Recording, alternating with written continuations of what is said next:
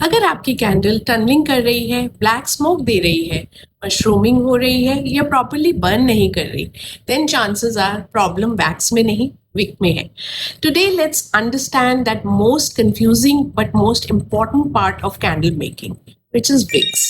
Hi everyone, welcome back to the channel. If you're new here, my name is Alka and I'm the founder of Immerse Earth Aroma, where we teach advanced candle making courses online. So today's video is extremely important for anyone who is into candle making, whether you are a beginner, hobby learner, or already selling candles. Because honestly, even the beautiful candles can completely fail if the wick is wrong. So what does the wick actually do? Most beginners think wick सिर्फ एक thread होता है जो candle जलाता है, but actually wick is the heart of the candle. A wick controls flame size, melt pool, fragrance throw, burning timing, smoke level, and also the candle's performance. So choosing the right wick is not optional. It is extremely important. अब हम बात करेंगे about different types of wicks जो market में available है. Most commonly जो wicks use की जाती हैं कैंडल मेकिंग में कॉटन विक्स है. ये बिगनर फ्रेंडली विक्स है, इजी टू यूज है and it works beautifully in many waxes like soya wax, paraffin wax, blended wax. Cotton wicks available हैं डिफरेंट फॉर्म्स में, लाइक फ्लैट ब्रेडेड विक्स होती हैं, इस form में आती हैं जहाँ पे हम रोल्स में मिलती हैं. You can get it like 10 metre का रोल एंड डिफरेंट थिकनेस होती है इन विक्स की. जो साइज आप कैंडल का बना रहे हो, जो डायमीटर है आपके कैंडल का, उसके हिसाब से आप डिसाइड करते हो कि आपको कौन से साइज की विक यूज करनी है in your candle. That is very very important. फिर ये है आपकी प्री टैप्ड विक्स होती हैं, जो रेडीमेड विक्स होती हैं. You get it in different sizes. It starts from a smaller size 2 inches 1 inches से स्टार्ट होता है. It goes up to 11 inches readymade wicks जो मार्केट में अवेलेबल हैं. सो ये मोस्ट कॉमनली यूज्ड विक्स हैं एंड इट वर्क्स ब्यूटिफुली. और जो दूसरी तरह की विक्स अब यूज हो रही हैं मोस्ट कॉमनली, वो है wooden wicks. Wooden wicks candles में इंस्टेंटली लग्जरी फील देती है. That crackling sound, very aesthetic, but wooden wicks can also be tricky. You need proper wax compatibility and correct wick width, otherwise candle में extinguish repeatedly. These works beautifully in luxury candles, soya wax candles, premium gifting candles. So third type of wicks which are commonly used are eco wicks. Eco wicks specially cleaner burning के लिए design किए जाते हैं. These are great for natural wax candles and are becoming very popular in luxury candle making. Flames इसकी usually stable होती है and mushrooming comparatively less होती है. They give beautiful results in candle making. So next type of wicks are zinc core wicks. These wicks contain a zinc core inside which helps wick to stand straight.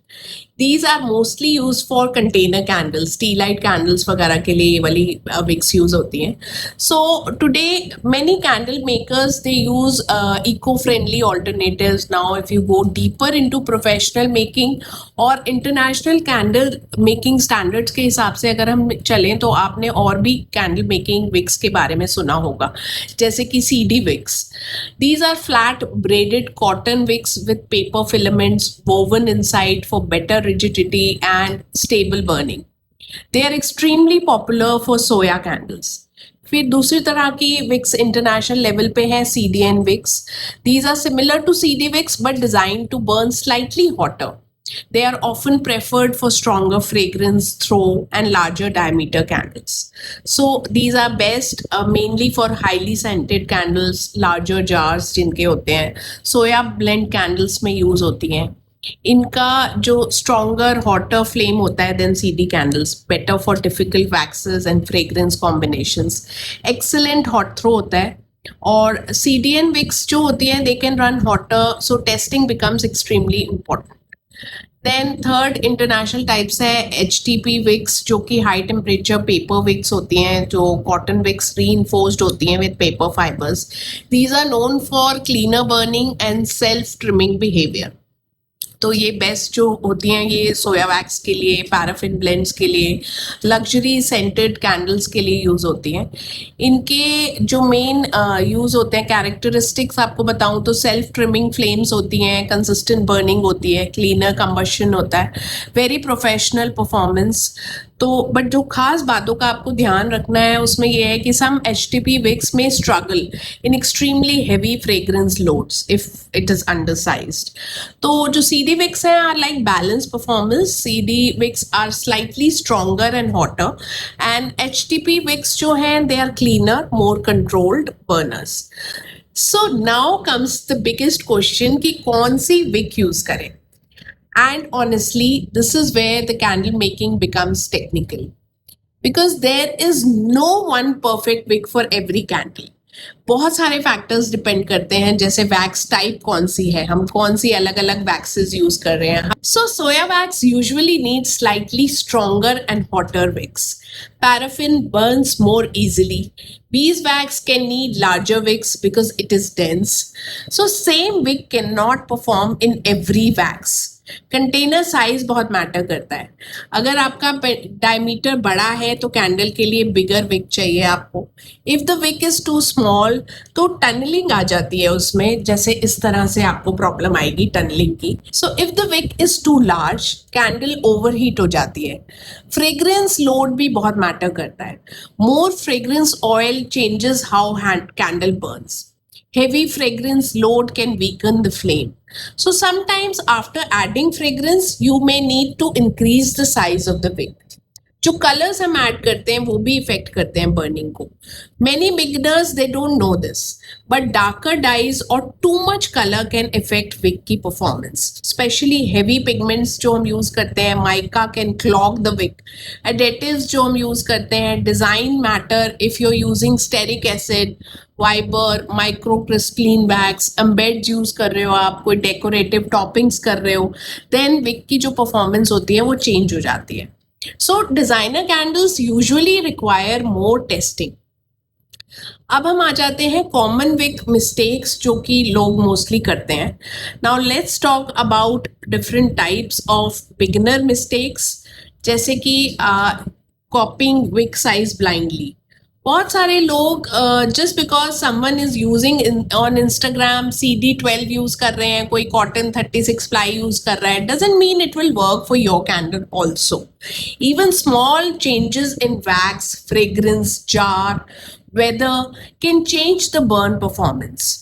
सो दूसरी mistake जो normally हम करते हैं, testing is only once. One burn test is never enough. Professional candle makers test candles multiple times because candle behaves differently. First burn में वो different behave करेगी, mid burn में वो different करेगी, near the end वो different behave करेगी.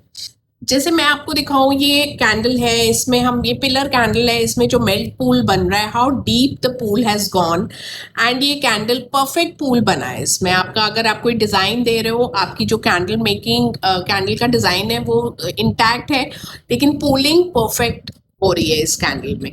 ठीक है. Same way if I take this candle, इसी कैंडल को हमने बर्न किया है and how evenly this has burned, and जो नीचे देयर वाज नो यहाँ से लीकेजेस नहीं है वैक्स की, एंड परफेक्ट बर्निंग हो रही है पोलिंग की.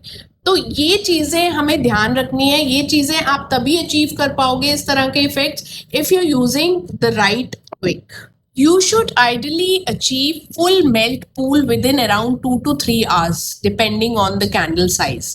If edges remain unmelted, wicks may be undersized, you know, और जैसे आप ये कैंडल मैं आपको दिखा रही हूँ, ये मैंने जार कैंडल बनाई थी और ये देखिए पूरी कैंडल जल गई है, कुछ भी रेसिड्यू नहीं है एक्सेप्ट थोड़ा सा बेस में रेसिड्यू है, पूरी मेल्ट हो गई है ये कैंडल, अच्छे से बर्न हुई है.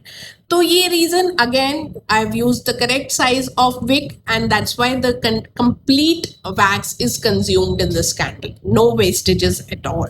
जो फोर्थ मिस्टेक है वो है ignoring mushrooming. If wick develops carbon mushroom on the top, तो उसका मतलब ये होता है कि wick may be oversized. Fragrance load है जो वो आपका हाई है, कंबेशन जो है वो इनकम्प्लीट है. और जो फिफ्थ मिस्टेक है, choosing wick based on the flame beauty only. Big flame looks beautiful on camera, ठीक है, but too large flame can overheat the jar, create soot, reduce candle life, become unsafe. तो how professional wick testing is to be done, ये बहुत important point है.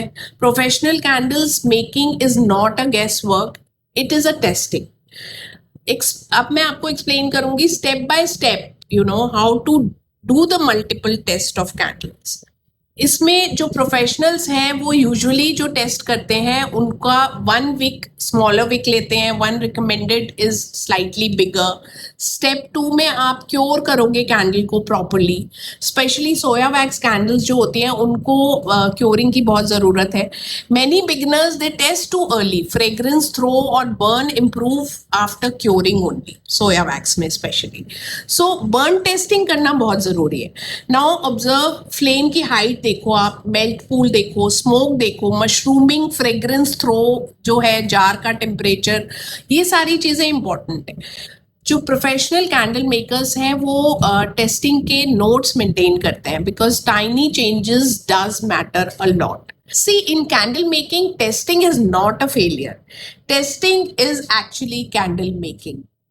This is how professionals create safe and high performing candles. ये एक बहुत बहुत important चीज़ है जिसका आप सबको ध्यान रखना है और आपकी you will be able to make good candles. So if your candle is not performing properly, don't panic.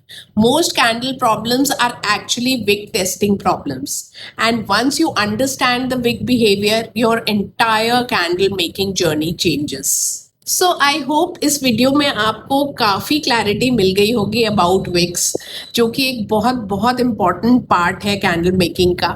और अगर आप ऐसे ही और इन्फॉर्मेशन चाहते हैं अबाउट कैंडल मेकिंग तो प्लीज़ इस चैनल को सब्सक्राइब करिए, stay connected with me, because आने वाले वीडियोज़ में मैं बहुत सारी और इन्फॉर्मेशन आपके लिए लेके आने वाली हूँ. In next video I am going to talk about different types of tools जो इम्पॉर्टेंट है to give the perfect finish to your candles, जो ऑब्वियसली बहुत सारे स्टूडेंट्स क्योंकि मुझसे कनेक्ट करते हैं और उनको नहीं इन्फॉर्मेशन होती कि वो टूल्स कैसे यूज़